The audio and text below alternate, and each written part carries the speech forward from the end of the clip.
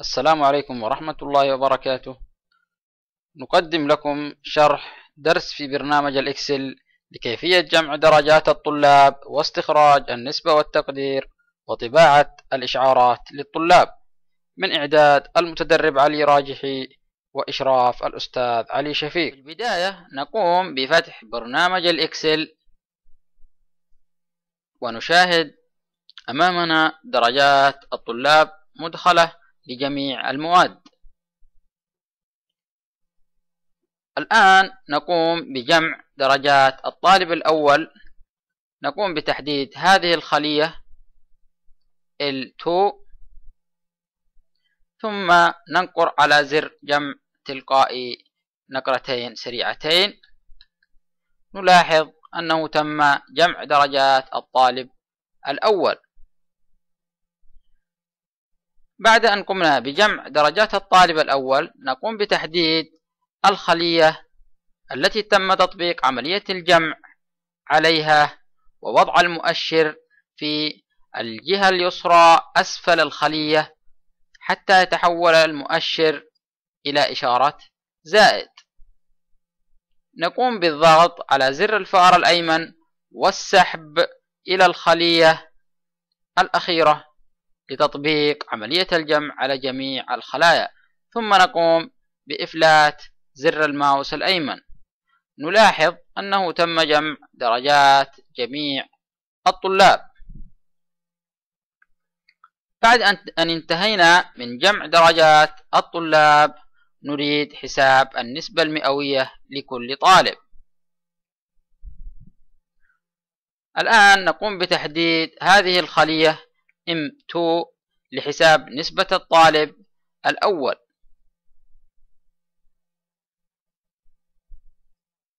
نكتب هذه المعادلة لحساب النسبة يساوي مجموع الدرجات المكتسبة التي حصل عليها الطالب اللي في L2 تقسيم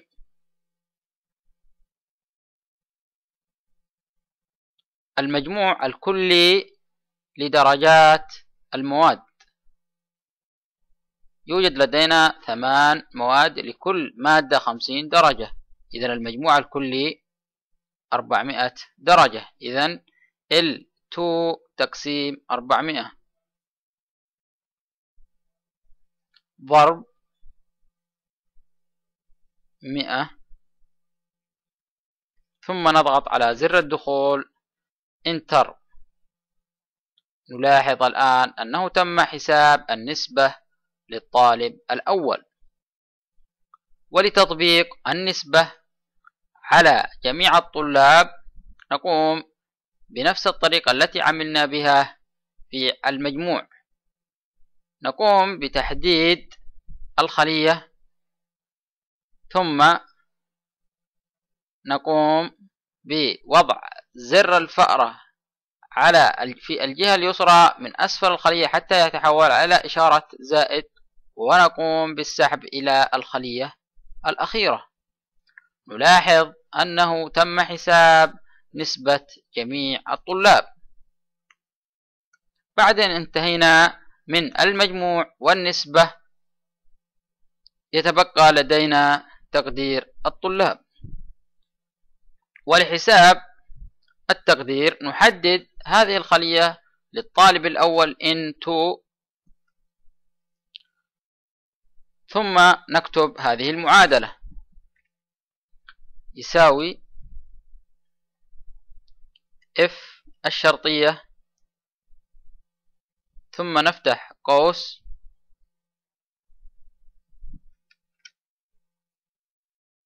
M2 اللي هي نسبة الطالب. نحدد خلية نسبة الطالب M2 أكبر أو يساوي 90 فاصلة منقوطة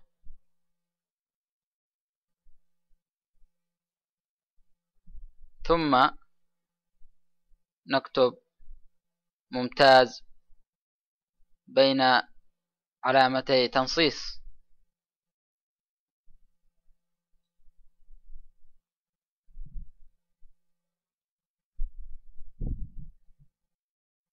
ثم فاصلة منقوطة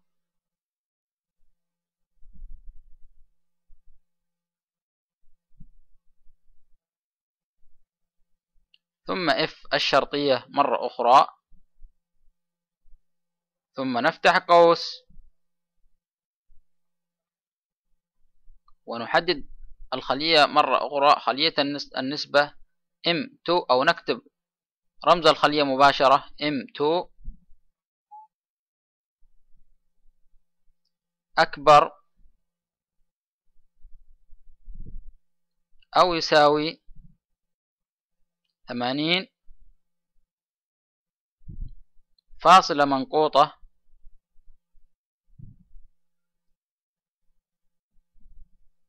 ثم نكتب جيد جدا بين علامتي تنصيص.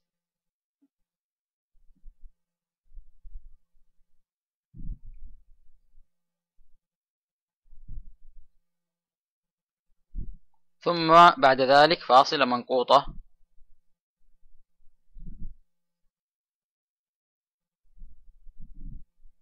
ثم نكتب مرة أخرى F الشرطية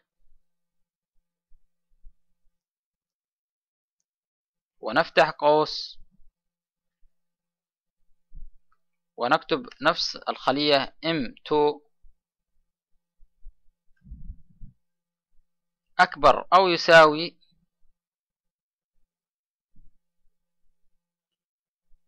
70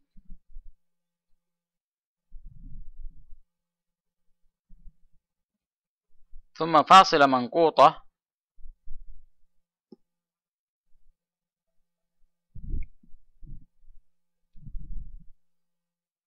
ثم نكتب جيد بين علامتي تنصيص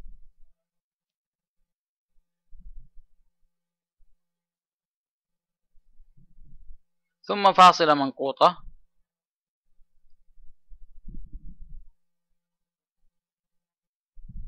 ثم F الشرطية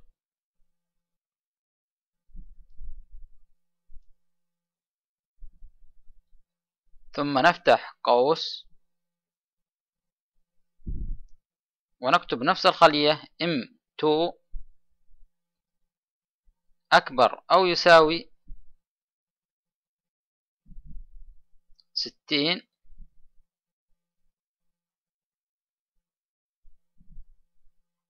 ثم فاصلة منقوطة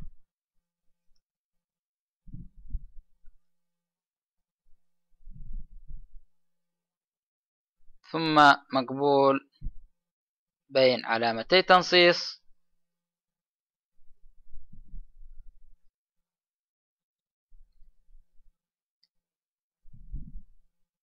ثم فاصلة منقوطة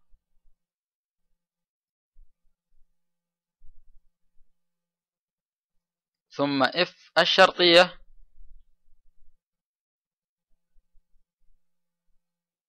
ثم نفتح قوس ونكتب نفس الخلية M2 أكبر أو يساوي 0 ثم فاصلة منقوطة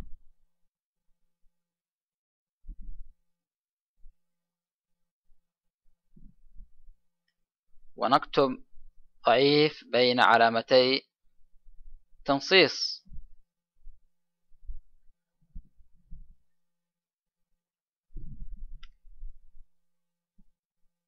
ثم نقوم بقفل الأقواس التي فتحناها.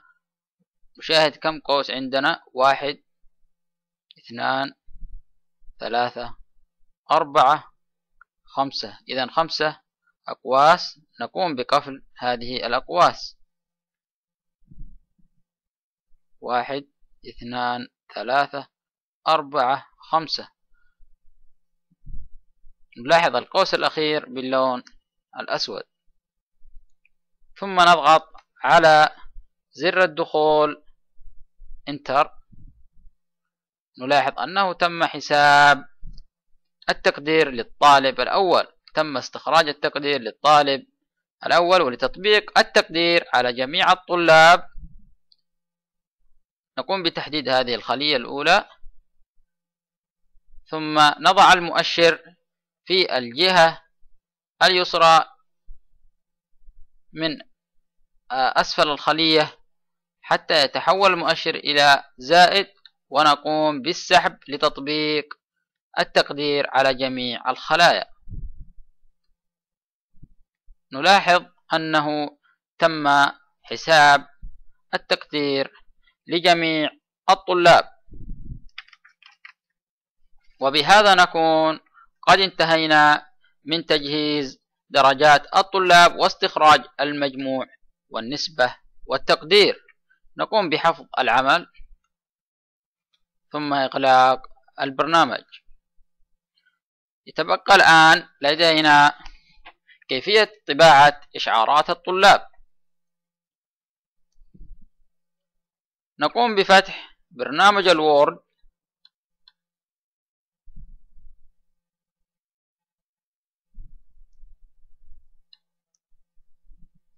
يوجد لدينا قالب لإشعار فارغ من الأسماء والدرجات، لا يوجد لدينا أسماء ولا درجات كذلك.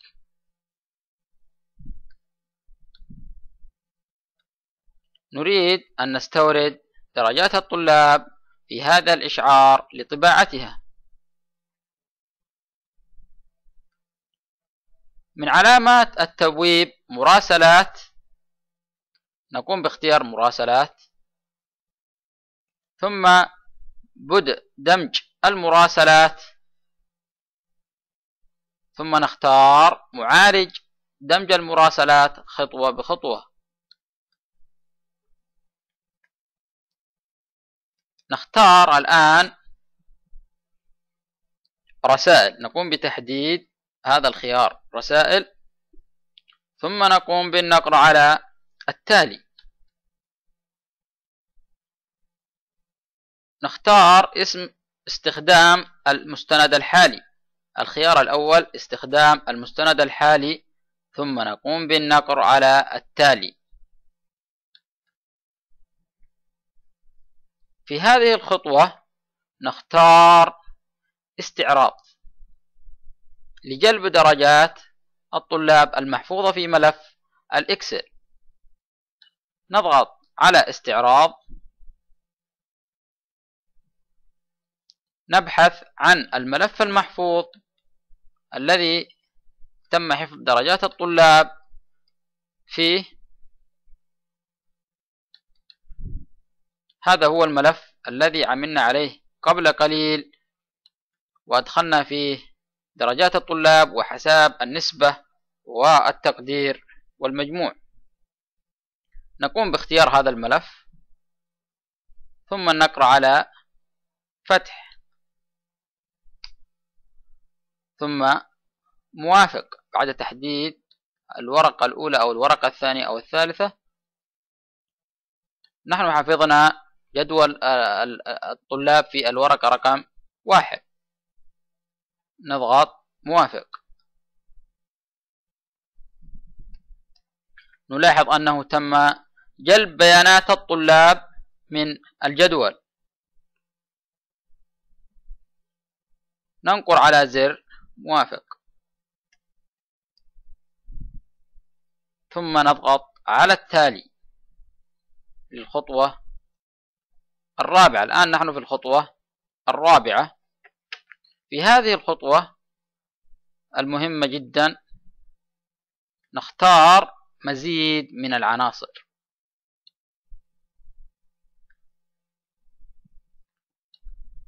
نختار مزيد من العناصر. نشاهد لدينا الحقول التي كانت موجودة في الجدول السابق في الإكسل. نحدد أولا اسم الطالب بعد أن وضعنا المؤشر أمام في مكان اسم الطالب، ثم نضغط إدراج. نلاحظ أنه تم إدراج اسم الطالب في الموقع المخصص له، ثم نضغط إغلاق ونحدد الصف، مكان الصف نضع المؤشر في مكان الصف، ثم نضغط مزيد من العناصر ونقوم باختيار الصف ثم إدراج، ثم نغلق مرة أخرى ونقوم بوضع المؤشر في موقع الدرجة. المادة الأولى القرآن الكريم، نضع المؤشر أمام مادة القرآن الكريم ونختار مزيد من العناصر، ثم نحدد قرآن ثم إدراج. نلاحظ أنه تم إدراج قرآن أمام المادة قرآن. ثم مادة التوحيد، نضغط مزيد من العناصر مرة أخرى، نختار مادة التوحيد ثم نضغط على إدراج ثم إغلاق، ثم مادة الفقه، مزيد من العناصر، نختار مادة الفقه ثم نضغط إدراج ثم إغلاق، ثم نختار مادة لغتي، أيضا مزيد من العناصر، نحدد مادة لغتي ثم نضغط على إدراج ثم إغلاق. الآن مادة العلوم، نضغط على مزيد من العناصر ونحدد مادة العلوم ونضغط على إدراج ثم إغلاق.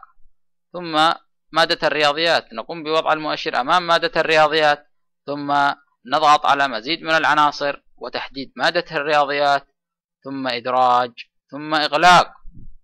الآن مادة التربية الاجتماعية، نضع المؤشر أمام مادة التربية الاجتماعية ثم نضغط مزيد من العناصر ونحدد مادة التربية الاجتماعية ثم إدراج ثم إغلاق. ثم مادة اللغة الإنجليزية، نختار مزيد من العناصر ثم نحدد مادة اللغة الإنجليزية ثم إدراج ثم إغلاق. ثم بعد ذلك المجموع، نضغط على مزيد من العناصر ونقوم بإدخال المجموع للطلاب ثم إغلاق، ثم التقدير،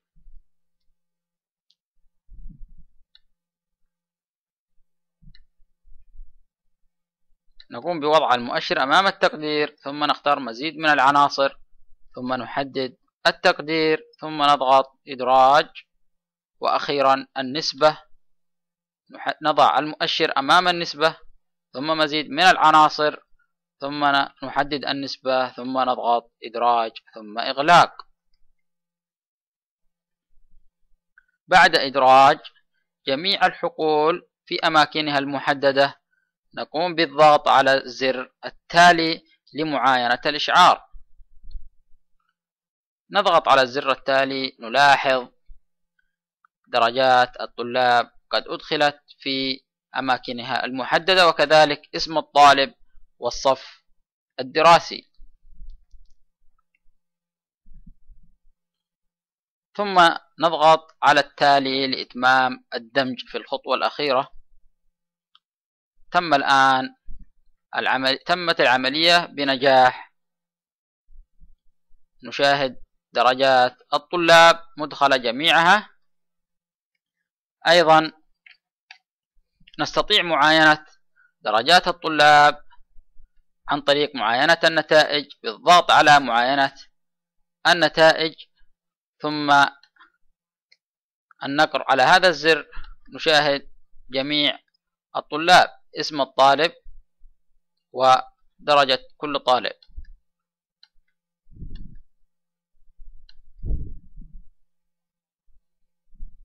وأيضا نستطيع طباعة الإشعارات عن طريق هذا الزر إنهاء الدمج، طباعة المستندات.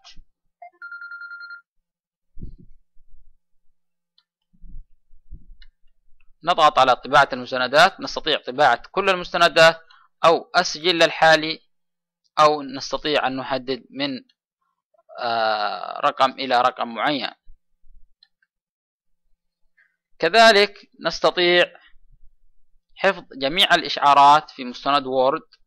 بعد الضغط على إنهاء الدمج نضغط على تحرير المستندات المفردة، ثم نختار الكل أو أيضا السجل الحالي أو من إلى. نختار الكل ثم موافق. نلاحظ أن جميع الإشعارات قد تم تحويلها إلى مستند الوورد للقيام بحفظها أو طباعتها، جميع إشعارات الطلاب.